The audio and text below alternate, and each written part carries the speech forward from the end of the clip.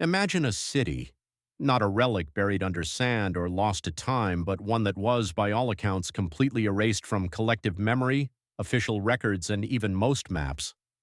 A city vibrant and bustling, with thousands of residents that simply never was. How is it possible for an entire urban center, a place of industry and community, to vanish so utterly, leaving behind only the faintest, most unsettling whispers? What if the reason it disappeared wasn't war or natural disaster, but something far more disturbing, something actively working to keep its existence a secret? The story of this impossible city, or rather the impossible non-existence of a very real city, begins with a name whispered in hushed tones by those few who remember: Igarka. Nestled deep within the vast, frozen expanse of Siberia, Igarka was more than just a dot on a map. It was a cornerstone of Soviet ambition, a testament to man's desire to conquer even the harshest environments. Born from a decree in 1928, it was designed to be a grand logging port, a gateway for timber to be shipped all over the world, bringing much-needed foreign currency to the fledgling Soviet Union. But its strategic importance wasn't its only defining feature. Igarka was also a living, breathing paradox, a modern, technologically advanced hub built atop an ancient, unforgiving landscape. Its very foundation was a lie, a betrayal of the natural order that would eventually claim it whole. And this, perhaps, is the core of its unsettling mystery, a place that thrived against nature's will, only to be swallowed by it, leaving behind a void that official history seemed eager to forget. What forces conspired to erase not just the physical structures but also the very memory of Igarka from the world?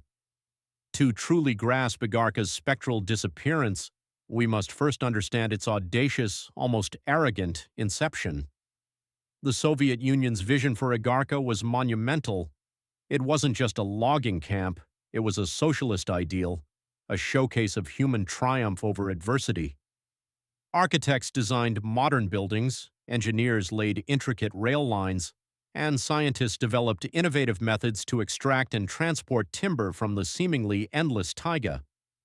Yet the cost of this ambition was immense, paid in human lives. Igarka was inextricably linked to the Gulag system, its rapid growth fueled by the forced labor of political prisoners and enemies of the state.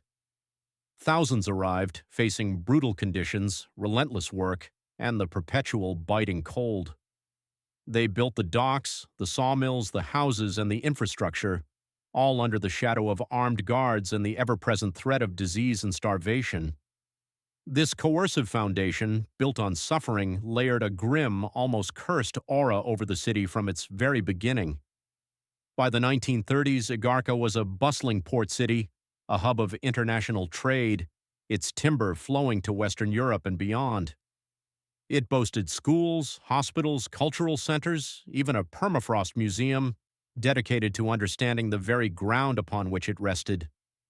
This thriving metropolis, home to tens of thousands, was a symbol of Soviet power and industrial might. However, by the late 1950s, the dream began to curdle.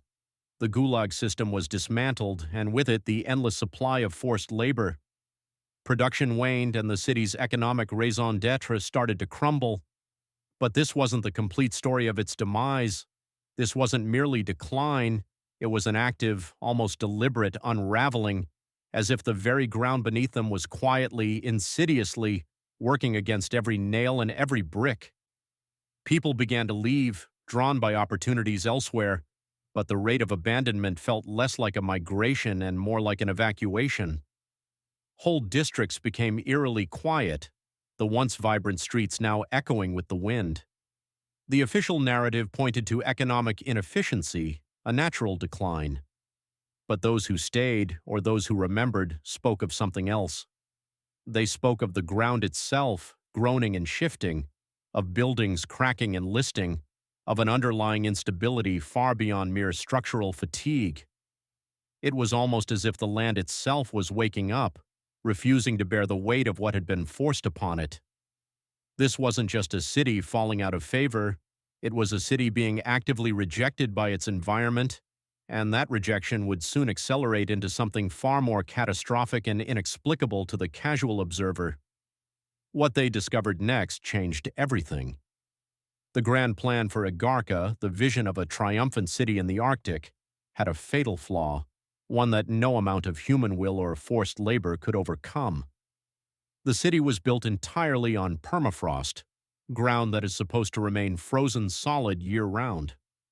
Soviet engineers, confident in their understanding and mastery of nature, had designed foundations deep into the frozen earth. They believed they had accounted for every variable, but they had underestimated the sheer brutal power of the Siberian climate and, more critically, the subtle and devastating effects of their own actions. The continuous heat generated by buildings, the roads, the plumbing, and the industrial infrastructure over decades was slowly, imperceptibly raising the ground temperature. This slow warming began to thaw the permafrost underneath. It wasn't just a slow thaw, it was an insidious, destructive feedback loop. As the ice lenses and frozen soil melted, the ground beneath Igarka turned into a viscous, unstable slurry. Buildings designed to stand firm on rock-hard ice were now sinking into mud. What looked like minor cracks quickly became gaping structural failures. Homes tilted precariously, walls buckled, and entire apartment blocks began to list like ships in a storm. The once stable ground became a liquid, shifting, unpredictable entity. Roads warped into impossible undulations, pipelines fractured, and the very foundations of the city's existence were compromised. This wasn't a sudden, cataclysmic event. It was a slow-motion architectural apocalypse, a creeping ecological meltdown. The permafrost, the very foundation of Igarka, was literally eating the city from the inside out. As the thawing accelerated, the ground also released ancient methane, further contributing to a localized warming effect, forming a terrifying cycle of decay. The timber industry, which was supposed to be Igarka's lifeblood, ironically contributed to the problem by removing protective forest cover, exposing more permafrost to seasonal thaws. The city became a monument to unintended consequences. It wasn't just that the economy failed, it was that the ground itself was failing, actively dissolving the city's existence. By the 1980s, Igarka was a shadow of its former self, a ghost town in the making, devoured by the very earth it had attempted to colonize. Official reports vaguely attributed the decline to economic changes, carefully sidestepping the inconvenient truth of the massive engineering failure and the slow but unstoppable ecological disaster. The narrative shifted from a symbol of Soviet pride to an embarrassing, inconvenient error to be quietly forgotten. Buildings were abandoned en masse, collapsing into the mire, silently reclaimed by the vast, indifferent tundra. The very ground had become an active agent of erasure, a silent, relentless destroyer, ensuring that Igarka would not just decline but disappear, as if it had never been there at all.